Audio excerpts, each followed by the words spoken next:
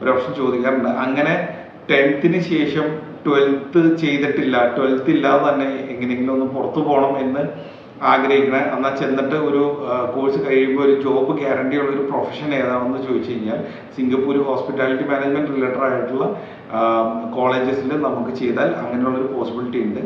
അവർ during studies first 6 months നമുക്ക് work ചെയ്യാൻ പറ്റില്ല.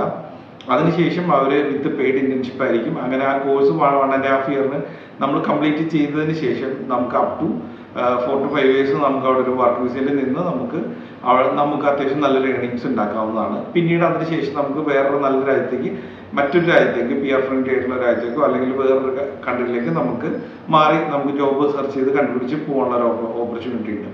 പിന്നെ സിംഗപ്പൂർ വളരെ ചെറിയ രാജ്യമാണെങ്കിലും ഒരുപാട് കമ്പനീസിന്റെ ഒരു ഹബ്ബാണ്.